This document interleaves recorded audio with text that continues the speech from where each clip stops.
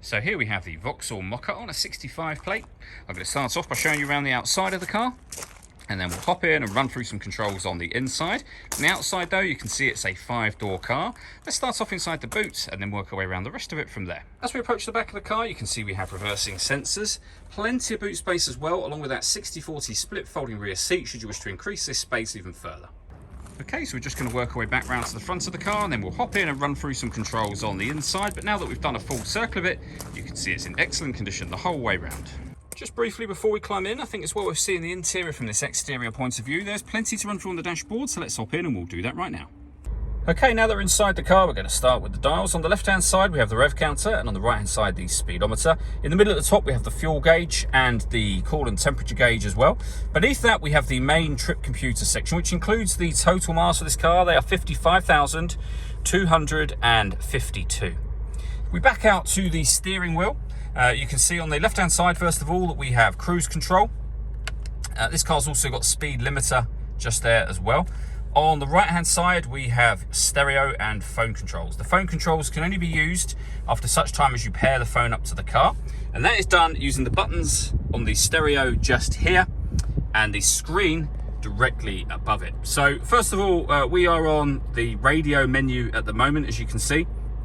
We can come back to the home screen, and from there we're able to go through various different options, including your AM and FM radio, CD player, USB input as well. And we can move on to the next screen, which includes DAB radio and the satellite navigation for the car. When it comes to satellite navigation, you can see it's a nice clear color display. Very, very easy system to use.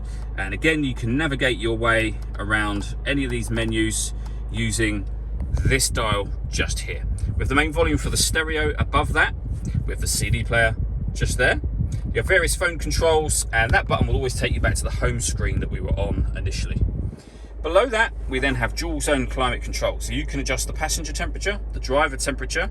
You can increase and decrease the fan speed from here. Once you're happy with those settings, that button turns your air conditioning off, in this case, back on again. You can recirculate the air that's in the car. That's a great way of heating it up or cooling it down quickly, depending on the temperatures you've set, of course. You turn that off whenever you like, and you can determine where you'd like the air to be distributed once it enters the car. So that button will turn your air conditioning onto manual. You can, if you wish to, press this button in and put it onto auto. The car, as you can hear it doing, will take control of the fan speed and the direction of the air to maintain the temperatures that you've asked for. Any manual adjustment will override auto straight away again.